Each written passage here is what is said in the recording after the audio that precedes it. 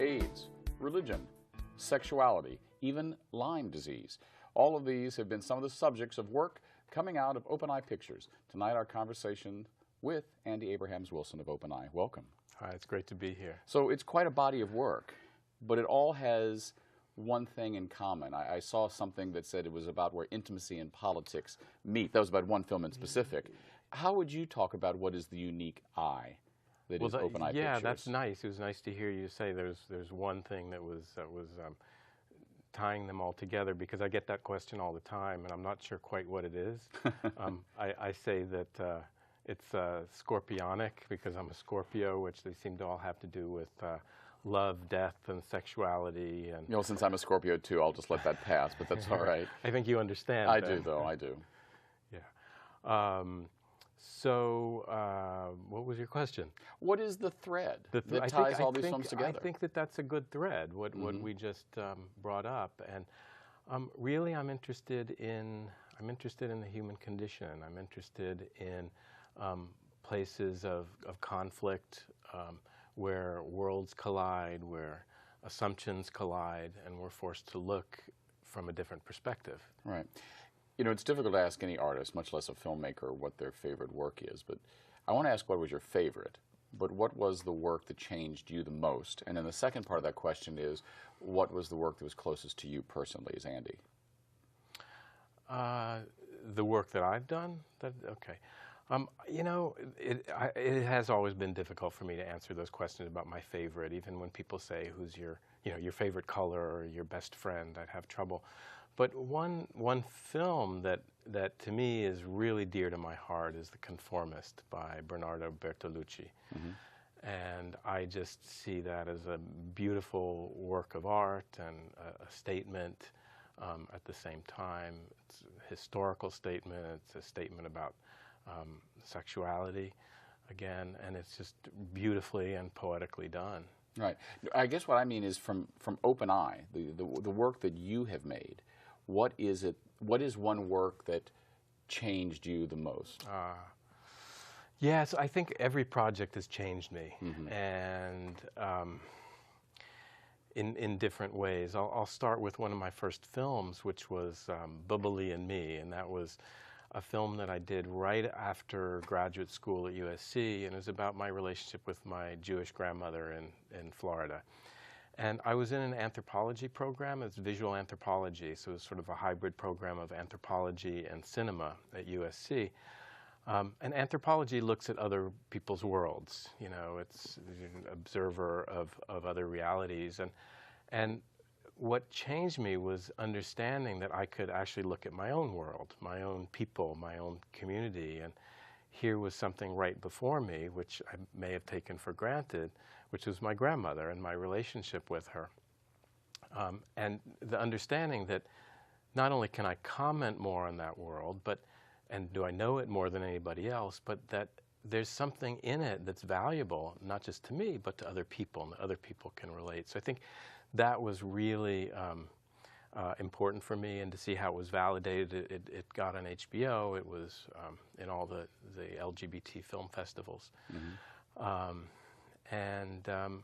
I'd say that was sort of a stepping stone into not sort of avoiding my own life and finding value in the world within just as much as the world on the outside. There's two specific films I'd like to talk to you about because they both are, I mean, every film is unique, of course, but they have unique perspectives, but they really are about a place and a time, one fictional, one not. Talk to me about the work you did on The Grove, and talk to me about Alfredo's Fire. Okay. The Grove is for people who don't know, it's the National AIDS Memorial. It's in Golden Gate Park. And I was asked to consider making a film about this. And what drew me to it was the natural world, was that it was a memorial in nature. And understanding that the processes in nature echo our own natural processes of life and death and rebirth, and it seemed really appropriate for the AIDS epidemic. So it was an interesting story, fascinating story to tell, and most people didn't know that right here we have a National AIDS Memorial. Right, not just a garden. I think a lot of people, even in San Francisco, don't realize there's a significance to being the National AIDS Memorial, yeah. a living thing. Right. Well, the controversy was, at the time I was filming, was that there was a design competition to increase the visibility of the Grove and to make it something truly national, and that so that people did know. And I think that that what it meant was some sort of marker to make it national, to make it understood as something that was not just a garden. But that process brought a lot of turmoil to the community itself, and we documented that. We documented the Yes, I remember. I was there the night of one of its debuts. I remember seeing it at the Delancey Street project. And of course, I didn't know you then, but I wondered at that point, did the filmmaker know they were going to be documenting something that probably started out as this wonderful, well, not warm, fuzzy, but something that was about an epidemic and a people, and instead they ended up documenting real turmoil within an organization. When did it become aware that you were actually documenting something other than the Grove itself? When did it become aware? Yeah, when did it become apparent to you? You know, I mean, that's what we do. We observe the world, and I don't want to say document the world because it's very cold, and it's not quite right, but that's what was happening, and that's frankly where the drama was too. You know, that's where the conflict was, and it was important to show both sides of that conflict. Yes, it's a peaceful garden that gives solace and comfort to people who are remembering their loved ones, but it can't just remain that, was what the other side was. The other argument was it needs to be something that anybody can relate to, and that has meaning to everybody, and that needs to stand as a historical document. Right. Did you take a point of view on that from your point of view? Did you come down one way or the other? Not in the film. But the thing was that a lot of people from the community felt like they didn't want to air the dirty laundry. Yes. And that sort of became an unexpected, I guess, byproduct of the process. Do you think the people who are on the board of the Grove are happy with the film? Well, the board has changed. Yes, so of course. I don't know. I think some people were happy, some people weren't happy. Some people wanted that warm and fuzzy film. Yeah. But others understood that in order to speak, to tell a story, and to reach a national audience, which it did, you need to do more than just that.